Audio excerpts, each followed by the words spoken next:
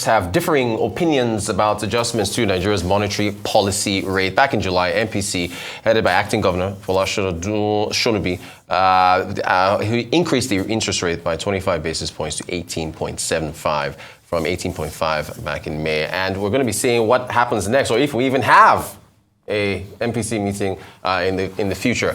Let's take a look at the Dangote Refinery update here. By October 2023, refinery is expected to begin refining diesel jet fuel, 350 to 370,000 barrels per day expected for that. So petrol, PMS, November 30th. There's been a slight delay in crude supply, but that is supposed to be taken care of, according to Mr. Edwin Defakumar, Dangote Refinery Group Executive Director. And then diesel prices above 900 across different fuel stations in the country. There it is, 980 at that mobile fuel station, 900 there. These are different stations in Lagos. 860 there, but generally it's expected that it's over 900. Oh, there's above 1,000 naira per liter. So is the answer electric cars? We should ask our business analyst Chika Mbonu. Chika, you're welcome. There's a car charging itself in Lagos. Yeah. We got to get your take on what we say with diesel prices and whether we should switch. What's your take? Yeah, morning, Notice. Good morning. You're welcome. Welcome back from interviewing the Deputy Secretary of Treasury. I thought I would be talking to you now from America. Some initial comments. I think one of the things you mentioned is the MPC. Yes. And let's try and dispense with that. I think the next meeting was supposed to hold September 26th and the one and Tuesday next week. Yeah. I think. And because of this is my perspective, and because of the uncertainties now in transition in Central Bank of Nigeria. Yeah. Remember the decisions at each meeting runs for 2 months. Something tells me that when the Senate reconvenes, they're going to accelerate the confirmation of the named CBN governor designate, and the deputy governors who have been so designated. And I have a feeling that they'll come into play maybe by first half of October. Okay. Or latest end of October. Yeah. And it will mean also that they will have gone into start implementing the decisions reached at the next MPC held by the current people covering that position, acting deputy governor, acting governor, and so on and so forth. Yes. Something tells me professionally, that maybe that meeting may not hold, and it may be deferred, so that the incoming team will come in, do their current position assessment, and then, posit the direction of their own monetary policy, in light of all the things everybody has been talking about. And even though I will be surprised if it will be different from what has been happening there, right. Because Shonubi took over and, we thought it was going to be dramatic, but same thing, we are confronted with same problems. Some problems here, paucity or supply of foreign currency. Yeah. High inflation can only be fought from the CBN angle with 1-2, which is interest rate rises, and so on. So, I have a feeling the meeting will not hold. But if the meeting holds, what do we have? The inflation almost inching to 26%, 25.8. That's right. Food inflation almost hugging 30%. Yep. What does the Central Bank have? Interest rates. Interest rates hike to dry up the naira in the system. Yeah. Reduce the quantity of naira in the system. That's what CBN really has. But we talked about the inflation in Nigeria and said that it's almost to the consequences or the causes are very far away from the hand control of CBN.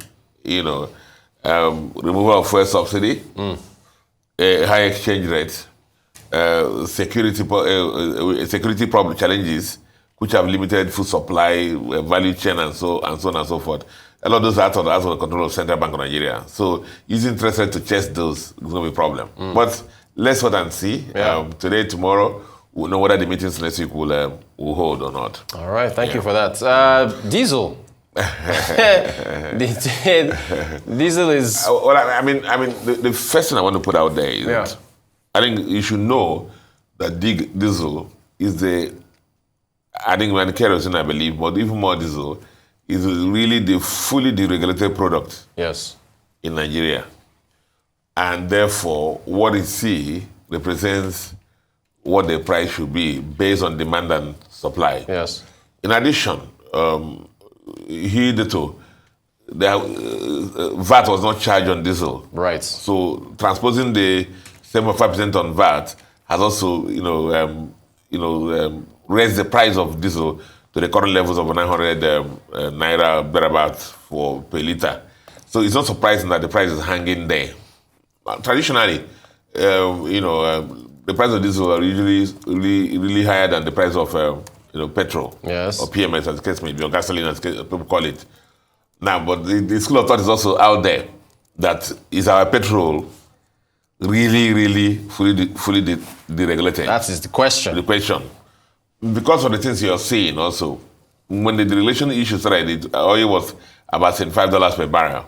You and me know now oil is hogging $95 per barrel, getting to $100 per barrel. Right. Remember the song of the former minister of Silver? He used to say, Nigeria doesn't like high oil prices because it hot sauce. Yes. When the subsidy thing was very high. So the issue therefore is our petrol price really fully deregulated? We believe as an analyst that the equation is not balancing, that there must be some elements of subsidy still going on. But we'll find out down the line. Yeah. Because oil prices, the root input to the price of PMS is going up, going higher. Another refineries around the world are adjusting their PMS prices. And we're still holding our own the same. So I have a feeling that somebody's absorbing the cost somewhere because the equation is not balancing. Yeah. So without that. So unfortunately, diesel is one of the key materials.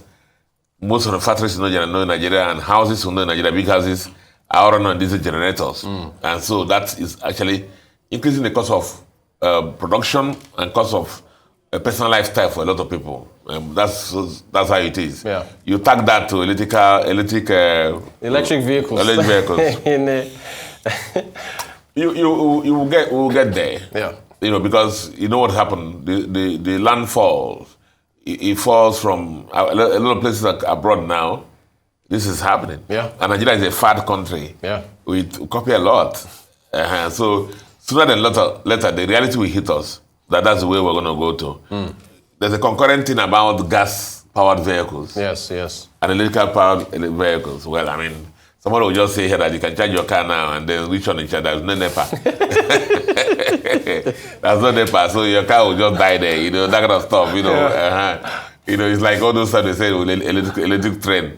That may just end up under the river because the train can't come out because of NEPA is not working. Right. So any reliance on power in Nigeria is a problem. But the issue is that, as those things happen, we must move to the new. And remember, renewable energy, that's the end point of that also. Right. And so gas, electrical cars, and so on and so forth.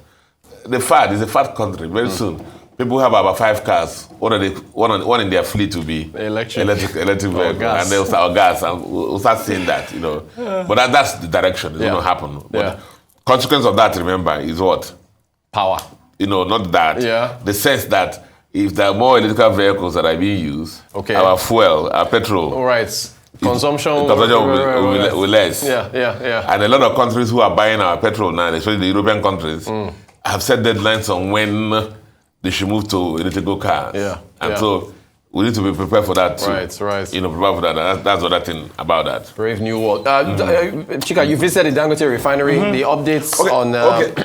You see, there's a lot of talk about this refinery when it's opening, when it's not opening. Yes. And I start by saying that, first of all, this is a private sector project. Right. It's not a government project. In a free trade zone. In a free trade zone, it's not a government project. It's an individual project owned by an individual or a company, a private company. It's akin similar to Nigerian Brewery saying they're building a new plant somewhere, or MTN saying they're doing a 5G project somewhere. Right. or even other people saying they're doing refinery in River State or North or anywhere. It's a project. Yeah. And even government building the Lagos Ibadan Expressway. You know how many years they've been building it. Right. But you see, as I told a lot of people, whether it's October or November or January next year, December, the refinery will produce petrol. Yes. And I've stopped these arguments about is it starting October, this month or next month or whatever. My grandma used to say, when people come and tell a story about a restaurant, she'll say, okay, so I've heard you.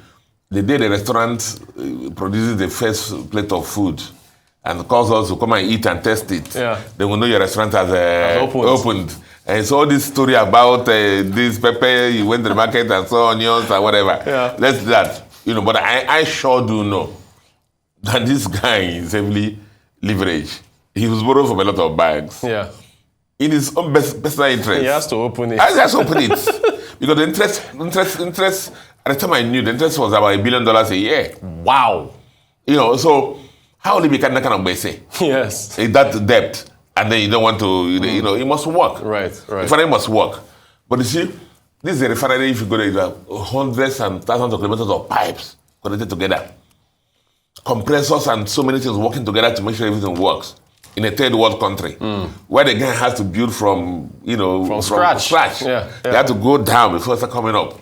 In other countries, it's plug and play. Right. He just go there, but this one, he provided his own power, his own water, his own sanfility. The roads, everything. And so, it's a private project. I believe that it's going to work. They've told us, I have not confirmed it, but I read somewhere, read in those things that in October, they'll start with AGO and ATK, aviation fuel. Yes. And so before they add on the PMS. Let's see what happens. Yeah. If it happens, good for Nigeria. Yeah. Finally, if it doesn't happen, roll it up at another date. It's a project. Right. Projects get overruns, as we can know. Even the best projects abroad get overruns. Yeah. And, things may not add up. And may not start with them. And you will test and test and test and test. It's like a massive plane. You know how they test to build a plane? Right. Even Boeing, with everything they do, they have been trying to launch a new 777. And they have shifted the deadline of almost 4, 5, 6 years. Yeah. A lot of planes are running now, had over 10 years of our own. The best of engineering. Because of the issues with engineering. You cannot always add up. So, instead of all these people talking about this, that, let's encourage. Calm down. Let's encourage this guy. Yeah. A lot of Nigerians have billions of dollars stuck up in banks abroad, just watching the balances. They are not able to take the risk the entrepreneur has taken to invest in Nigeria. And build things like this. We need more refineries. Come and build, please. We need more cement plants. Come and build. Those billions of dollars are stuck up there and making foreign banks shine. Bring them home, So let's and invest. It's taking a risk. So let's encourage them. And because it's not an easy thing to build in Nigeria. Well, point well made. Arise Business Analyst Chika Mbonu. Chika, thanks for taking us to the Thanks a lot. Appreciate your time. Thank you.